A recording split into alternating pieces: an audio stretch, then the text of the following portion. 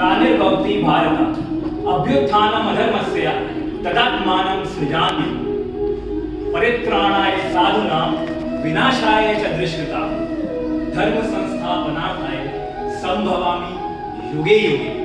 श्री कृष्ण ने chapter 4 Shrimad Bhagavat Gita verse 7 and 8 कहा है कि जब जब अधर्म का बढ़ावा होगा, धर्म की हानि होगी, तब तब मैं जन्म लूंगा और युगों युगों तक लेता आया हूँ, बुराई का नाश करूंगा और आगे भी लेता रहूंगा। मेरा नाम भव्य सडाना है, मैं लखनऊ का ही रहने वाला हूँ। By profession I am hotelier and seafarer. और आज जो मैं कविता प्रस्तुत करूंगा, जैसा हम जानते हैं कि 30th को श्री कृष्ण जन्माष्टमी है and I am a very big devotee to lord Krishna. तो ये कविता कवि अमित शर्मा द्वारा लिखी गई है, बहुत ही खूबसूरत कविता है। एक बिंब बनाता हूँ, एक इमेजिनेशन आप करो, कुरुक्षेत्र की रणभूमि है, आज ये वननेस्ट नहीं है। एक तरफ पांडवों की सेना है, एक तरफ कौरवों की विशाल सेना है। टोटल 18 थोड़ी सेना कुरुक्षेत्र की रणभूमि में लड़ी थी और युद्ध होने को ही है कि अर्जुन कंफ्यूजन में है, इज इन डिलेमा कि मैं कैसे लड़ूं, सामने मेरे अपने ही खड़े हैं। तो आइए इस कविता के माध्यम से सुनते हैं कि श्री कृष्ण ने अर्जुन के अंदर चल रहे अंतर्द्वंद में उसके कंफ्यूजन को, उसके डिलेमा को कैसे दूर किया गीता ज्ञान द्वारा। तो कविता कुछ इस प्रकार है कि तलवार धनुष और पैदल सैनिक, तलवार धनुष और पैदल सैनिक कुरुक्षेत्र में खड़े हुए, रक्त पिपासु महारथी एक दूजे सम्मुख अड़े हुए। कई लाख सेना के सम्मुख पांडव 5 बेचारे थे, एक तरफ थे योद्धा सब, एक तरफ समय के मारे थे। महासमर की प्रतीक्षा में सारे ताक रहे थे जी, और पार्थ के रथ को केशव स्वयं हाथ रहे थे जी। रणभूमि के सभी नजारे देखने में कुछ खास लगे, रणभूमि के सभी नजारे देखने में कुछ खास लगे। माधव ने अर्जुन को देखा, अर्जुन उन्हें उदास लगे। कुरुक्षेत्र का महासमर एक पल में तभी सजा डाला। 5 जन्य उठा कृष्ण ने मुख से लगा बजा डाला। हुआ शंखनाद जैसे ही तब सबका दर्द हुआ, रक्त विखरना हुआ शुरू और सबका मर्दन शुरू हुआ। कहा कृष्ण ने उठो पार्थ, कहा कृष्ण ने उठो पार्थ और एक आंख को मीच जरा, गांडीव पर रख बाणों को प्रत्यंचा को खींच जरा। आज दिखा दे रणभूमि में योद्धा की तासीर यहाँ, इस धरती पर कोई नहीं अर्जुन के जैसा वीर यहाँ।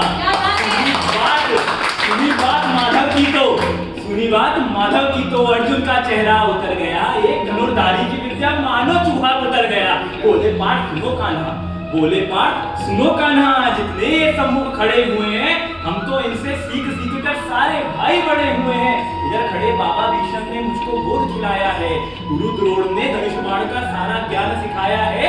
सभी भाई पर प्यार लुटाया, कुंती माता हमारी ने कमी कोई ना छोड़ी थी। गुरु माता गांधारी ने, ये जितने गुरुजन खड़े हुए हैं सभी पूजने लायक है।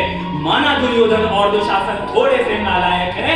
और इतना कुछ होने के बाद अर्जुन कहता है कि मैं अपराध क्षमा करता हूँ, मैं अपराध क्षमा करता हूँ। बेशक हम ही छोटे हैं, ये जैसे भी हैं, जैसे भी हैं, जैसे भी हैं, आखिर माधव सब ताऊ के बेटे हैं। छोटे से इतने बड़े इंद्रप्रस्थ की राजभवन को, भूमि को एक छोटा सा भूमि का टुकड़ा बताते थे। अर्जुन कहता है कि छोटे से भूभाग की खातिर हिंसक नहीं बनूंगा मैं, छोटे से भूभाग की खातिर हिंसक नहीं बनूंगा मैं। स्वार्थ साधकर निज कुल का विध्वंसक नहीं बनूंगा मैं। खून सने हाथों को होता राजभोग अधिकार नहीं, और परिवार मारकर गद्दी मिले तो सिंहासन स्वीकार नहीं, परिवार मारकर गद्दी मिले तो स्वीकार नहीं। और इतना कहने के बाद रथ पर बैठ गया अर्जुन, मुंह माधव से मोड़ दिया, आंखों में आंसू भरकर गांडीव हाथ से छोड़ दिया।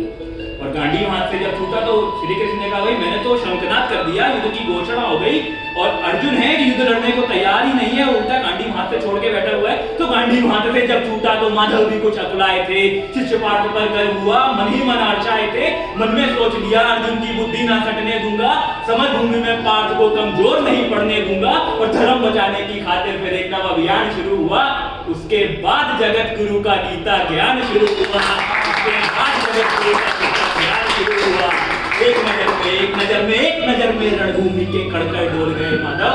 टकटकी बांध कर देखा अर्जुन एकदम बोल गए माधव, बात मुझे पहले बतलाते, बात मुझे पहले बतलाते, मैं संवाद नहीं करता तुम सभी भाइयों की खातिर मैं कोई विवाद नहीं करता। पांचाली के तन पर चिट्टी साड़ी खींच रहे थे वो, दोषी वो भी उतने ही है जबड़ा बीच रहे थे जो। घर की इज्जत तड़प रही थी, घर की इज्जत तड़प रही थी, कोई दो टूक नहीं बोले। पौत्र हो को दंड देखकर गंगा पुत्र नहीं खोले, तुम कायर बनकर बैठे हो ये पाठ बड़ी बेशर्मी है। संबंध उन्हीं में निभा रहे हो तो लोग यहाँ अधर्मी हैं। धर्म के ऊपर आज यहाँ पर भारी संकट खड़ा हुआ और तेरा कांडी पाठ रथ के कोने में पड़ा हुआ, और तेरा कांडी पाठ रथ के कोने और तेरा गांडी पाठ रथ के कोने में पड़ा हुआ। धर्म पर संकट के बादल तुम छाने कैसे देते हो, कायरता के भाव को मन में आने कैसे देते हो। हे पांडु के पुत्र धर्म का कैसा कर्ज उतारा है, शोले होने थे आंखों में पर बहती जलधारा है, पर बहती जलधारा है। गांडीव उठाने में पाठ जितनी भी देर यहाँ होगी, इंद्रप्रस्थ के राजभवन में उतनी अंधेर वहां होगी। अधर्म धर्म की गहराई में खुद को नाप रहा अर्जुन, और अश्रुधार फिर तेज हुई, थर-थर कांप रहा अर्जुन, अश्रुधार फिर तेज हुई, थर-थर कांप रहा अर्जुन। और इतना कुछ सुनने के बाद अर्जुन श्री कृष्ण से कहता है कि हे केशव, हे केशव, हे केशव, ये रक्त स्वयं का पीना सरल नहीं होगा, और विजय यदि हुए हम तो जीना सरल नहीं होगा। कैसे उठेंगे कर उन पर जो कर पर अधर लगाते हैं। कर का मतलब हाथ, अधर का मतलब होता है। अर्जुन कहता है कि कैसे उठेंगे कर उन पर जो कर पर अधर लगाते हैं। करने को जिनका स्वागत ये कर भी स्वयं जड़ जाते हैं। इन्हीं करों ने बालकाल में सबके पैर दबाए हैं, इन्हीं करों को पकड़ करों में पीताम्मा मुस्काए हैं। अपने बाड़ों की नोक जो इनकी ओर करूंगा मैं, माधव मुझको मृत्यु दे दो उससे पूर्व मरूंगा मैं। केशव मुझको मृत्यु दे दो उससे पूर्व मरूंगा मैं। बाद मुझको युद्ध के न कुछ भी पास दिखाई देता है, माधव इस रणभूमि में पशुनाश दिखाई देता है। बात बहुत भावुक थी किंतु जगत गुरु मुस्काते थे, और ज्ञान की गंगा निरंतर चक्रधारी बरसाते थे। और यहाँ आता है श्री कृष्ण का गीता ज्ञान। कहते हैं कि जन्म मरण की यहाँ योद्धा बिल्कुल चाह नहीं करते, क्या होगा अंजाम युद्ध का ये परवाह नहीं करते। पार्थ यहाँ कुछ मत सोचो, बस कर्म में ध्यान लगाओ तुम, बाद युद्ध के क्या होगा ये मत अनुमान लगाओ तुम। इस धरती के पाप पुण्य में कोई नर के साथ नहीं, और निज जीवन का करे फैसला नर के बस की बात नहीं। तुम ना जीवन देने वाले नहीं मारने वाले हो, ना जीत तुम्हारे हाथों में तुम नहीं हारने वाले हो। ये जीवन दीपक की भांति बस यूं ही चलता रहता है, और पवन वेग से बुझ जाता है वरना जलता रहता है। हम कहते हैं ना कि इंसान के बस में कुछ नहीं होता, फिर भी इंसान पल पल चिंता करता है कि भाई अब क्या होगा, कल क्या होगा, परसों क्या होगा, पीछे क्या होगा। तो मानव वश में शेष नहीं कुछ, फिर भी मानव डरता है। मानव वश में शेष नहीं कुछ, फिर भी मानव डरता है। और वह मरकर भी अमर हुआ तो धर्म की खातिर मरता है। मरकर भी अमर हुआ तो धर्म की खातिर मरता है। ना सत्ता सुख से होता है, ना सम्मानों से होता है। जीवन का सार सफल केवल बस बलिदानों से होता है, और देहदान योद्धा ही करते हैं, ना कोई दूजा जाता है। हमने देखा होगा कि जब हमारे वीर सैनिक रणभूमि में वीर गति को प्राप्त होते हैं तो कितने सम्मान पूर्वक उनको लाया जाता है उनके शहर। तो देहदान योद्धा ही करते हैं, ना कोई दूजा जाता है। देहदान योद्धा ही करते हैं, ना कोई दूजा जाता है। और रणभूमि में वीर मरे तो शव भी पूजा जाता है, तो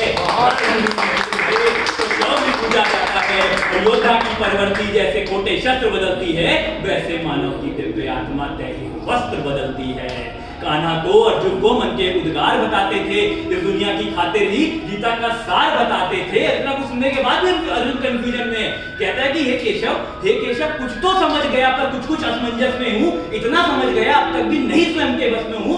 माधव मुझको इतना बतलाओ, कुल नाशक कैसे बन जाऊं, रक्त सिंहासन लाशक को मैं शासक कैसे बन जाऊं। ये मान और अपमान बताओ, रण में जीवन दान बताओ। काम क्रोध की बात कही तो मुझको उत्तम काम बताओ, और खुद को ईश्वर कहते हो तो जल्दी अपना नाम बताओ। खुद को ईश्वर कहते हो तो जल्दी अपना नाम बताओ। और यहाँ आता है श्रीमद् भागवत गीता का 10वां और 11वां अध्याय, श्री कृष्ण का विराट रूप, जिस पे दुनिया के सारे मैनेजमेंट कुर्बान है। इतना सुनते ही माधव का धीरज पूरा डोल गया। तीनों लोगों का स्वामी फिर बेहद गुस्से में बोल गया, अरे ध्यान लगाकर सुनो पार्थ, मैं ही त्रेता का राम हूँ। कृष्ण मुझे सब कहते हैं, मैं द्वापर का घनश्याम हूँ। रूप कभी नारी कर रखकर मैं ही केश बदलता हूँ, और धर्म बचाने की खातिर मैं अनगिन वेश बदलता हूँ। विष्णु जी का दशम रूप में परशुराम मत वाला हूँ।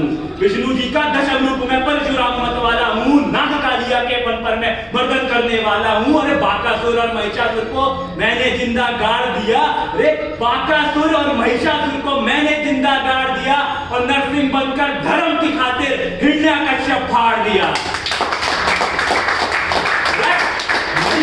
चलता है रथ नहीं तनिक भी चलता है, बस मैं ही आगे बढ़ता हूँ और गांडीव हाथ में तेरे है, पर रणभूमि में मैं लड़ता हूँ, पर रणभूमि में मैं लड़ता हूँ। इतना कहकर मौन हुए, खुद ही कुछ सकुचाए केशव, पलक झपकते ही फिर अपने दिव्य रूप में आए केशव। दिव्य रूप मेरे भगवान का सबसे अलग चमकता था, कई लाख सूरज के जितना चेहरे पर तेज चमकता था। इतने ऊंचे थे भगवान कि सर में अंबर लगता था और हजारों भुजा देखकर अर्जुन को डर लगता था। मां गंगा का पावन जल उनके कदमों को चूम रहा था और तर्जनी उंगली में चक्र सुदर्शन घूम रहा था। नदियों की कलकल सागर का शोर सुनाई देता था। केशव के अंदर तो पूरा ब्रह्मांड दिखाई देता था, माधव के अंदर तो पूरा ब्रह्मांड दिखाई देता था। जैसे ही मेरे माधव का आकर थोड़ा सा बड़ा हुआ, सहमा सहमा साता अर्जुन एकदम से रथ से खड़ा हुआ। मां गीता के ज्ञान का सीधे हृदय पर प्रहार हुआ और मृत्यु के अभिनंदन हेतु फिर अर्जुन तैयार हुआ। और अर्जुन कहता है ये दिव्य ज्ञान श्री कृष्ण से प्राप्त करने के बाद कि मैं धर्म भुजा का वाहक हूं, कोई मुझको मार नहीं सकता। मैं धर्म भुजा का वाहक हूं, कोई मुझको मार नहीं सकता। और जिसके रथ पर भगवान हो वो युद्ध हार नहीं सकता, जिसके रथ पर भगवान हो वो युद्ध हार नहीं सकता। जितने यहाँ अधर्मी हैं चुन चुन कर उन्हें सजा दूंगा, इतना रक्त बहाऊंगा, धरती की प्यास बुझा दूंगा। जिधर चले बाण पार्थ के सब पीछे हट जाते थे, धरती के कोने कोने लाचों से पट जाते थे। कुरुक्षेत्र की रणभूमि में नाच नचाया अर्जुन ने, सारी धरती लाल हुई, कोहराम मचाया अर्जुन ने। बड़े बड़े महारथियों को भी नानी याद दिलाई थी, बड़े बड़े महारथियों को भी नानी याद दिलाई थी। और मृत्यु का वो तांडव था कि मृत्यु ही घबराई थी। ऐसा लगता था सबको मृत्यु से प्यार हुआ है जी, ऐसा धर्म युद्ध दुनिया में पहली बार हुआ है जी। और अधर्म समूचा नष्ट किया, पार्थ ने कसम निभाई थी। इंद्रप्रस्थ के राजभवन पर धर्म ध्वजा लहराई थी। 18 दिन का महायुद्ध समाप्त हुआ, पांडवों ने कौरवों पे विजय प्राप्त करी, धर्म की स्थापना हुई, अधर्म का नाश हुआ और अधर्म समूचा नष्ट किया। पार्थ ने कसम निभाई थी, इंद्रप्रस्थ के राजभवन पर धर्म ध्वजा लहराई थी। और धर्मराज यानी युधिष्ठिर धर्मराज के शीश के ऊपर राज मुकुट की छाया थी। आखिरी 4 पंक्तियां आ रही है कविता की और मुझे बहुत ही प्रिय है कि धर्मराज के शीश के ऊपर राज मुकुट की छाया थी, धर्मराज के शीश के ऊपर राज मुकुट की छाया थी। पर पूरी दुनिया जानती है ये बस केशव की माया थी, ये बस मेरे माधव की माया थी। और धर्म किया स्थापित जिसने, दाता दया निधान की जय। हाथ उठाकर सारे बोलो चक्रधारी भगवान की जय।